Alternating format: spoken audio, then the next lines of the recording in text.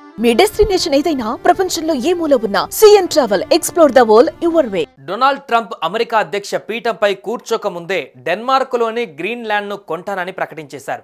Greenland, Panama కాలువల విషయంలో ఏ చిన్న అవకాశాన్ని కూడా వదిలేయకూడదని డొనాల్డ్ ట్రంప్ సంకేతాలు ఇస్తున్నారు. ఇవి రెండు అమెరికా భద్రతకు అత్యంత కీలకమైనవని ఆయన చెబుతున్నారు. అసలు గ్రీన్లాండ్ని ట్రంప్ కొనగలరా? గ్రీన్లాండ్ని కొనాలి అంటే ఎంత డబ్బు కావాలి?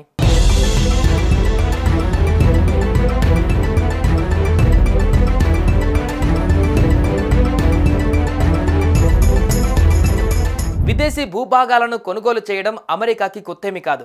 గతంలో కూడా ఫ్రాన్స్ నుంచి లూసియానా, డెన్మార్క్ నుంచి వర్జిన్ ఐలాండ్స్, రష్యా నుంచి అలస్కా వంటి భూభాగాలను యుఎస్ఏ కొనుగోలు చేసింది. కాగా ఇప్పుడు ట్రంప్ కన్ను గ్రీన్లాండ్ పైన పడింది. గ్రీన్లాండ్ను కొనుగోలు చేయడానికి ఎంత ఖర్చు అవుతుందనే విషయాన్ని న్యూయార్క్ ఫెడ్లో రియల్ ఎస్టేట్ డెవలపర్, మాజీ ఆర్థికవేత్త డేవిడ్ బార్కర్ ఓ అంచనా వేశారు. ఇప్పటికిప్పుడు గ్రీన్లాండ్ను కొనాలి అంటే $12.5 బిలియన్ నుంచి $77 బిలియన్ వరకు ఖర్చు చేయాల్సి ఉంటుందని బార్కర్ అన్నారు. అంటే ఈ విలువ భారతీయ కరెన్సీ ప్రకారం 1,00,000 కోట్ల నుంచి 6.5 లక్షల కోట్ల వరకు ఉంటుంది. గ్రీన్లాండ్ను కొనుగోలు చేయాలనే ఆసక్తి ట్రంప్కు కొత్తేమీ కాదు.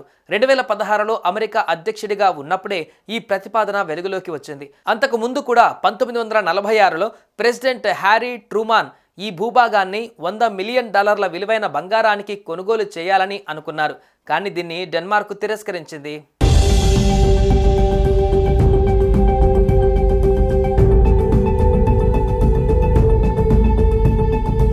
నార్త్ అమెరికా నుంచి యూరప్ దేశాలకు చేరుకోవడానికి గ్రీన్లాండ్ దగ్గరి మార్గం. అమెరికా అంతరిక్ష ప్రయోగాలకు ఇది అతిపెద్ద కేంద్రం కూడా.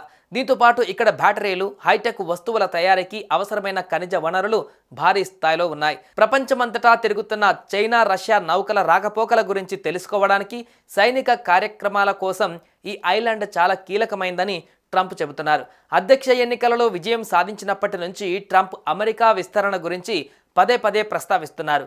అయితే ఇక్కడి ఖనిజ సంపద విలువ సుమారు 94 లక్షల కోట్లు ఉంటుందని అంచనా. ఇలాంటి ద్వీపాన్ని అమెరికా సొంతంగా కొనుగోలు చేయడం బహుశా అసాధ్యమే. ఇప్పటికే తమ దేశం అమ్మకానికి లేదని, భవిష్యత్తులో కూడా అమ్మే ప్రసక్తే లేదని ఆ దేశ ప్రధాని మ్యూట్ బౌరాప్ ఎగిడే స్పష్టం చేశారు.